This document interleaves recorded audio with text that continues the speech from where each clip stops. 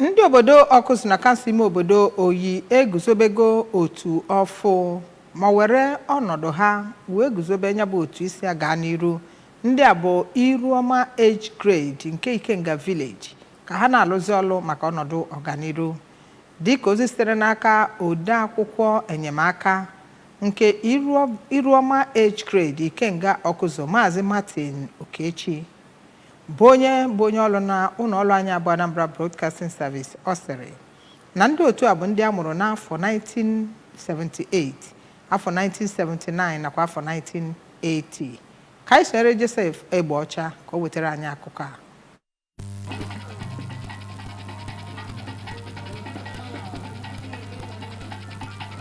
Ka a na-eguzobe ya bụ otu onye nna nọ n'isi ya bụ mmemme bụrụkwa eze ọdịnala Akwuzu bụ ọkammụta Charles Anikweze kpere ekpere ka otu ahụ kara ndị nọbugo ya n'iji kwalite ya bụ mmepe obodo. O kwukwara na oge aga na mgbe ndị ntorobịa ji mgba anụsa onwe ha ka e wee mara ha, mana ugbu a ọ bụ ụtụ ha bụ nke a ga-eji wee mara ha. Onye isi oche Iruoma age grade Ikenga Akwuzu bụ Chief Chinedu Ifedibasia kwuru na n'obi dị ha so aṅụrị na ya bụ nkwanye ugwu obodo nyere ha ma kọwaa uchu ha n'imepụta ihe pụrụ iche na ya bụ obodo.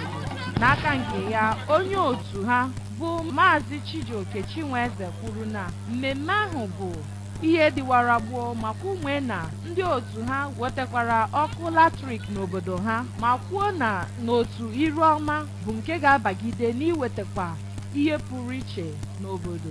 Ya bụ mmemme ahụ bụ anọkwa ya wee too Chief Christian Nnacheta nke imerime ndị ọzọ bụ ndị bịara ya bụ mmemme anọkwara na ya wee gbaa egwu ọdịnala site n'aka nna Iruoma age grade Ikenga Akwuzu bụ Chief Augustine Chidebere Ekwealụ nakwa nne Iruoma age grade Ikenga Akwuzu bụ Odoziakụ Ifeọma Okafọ.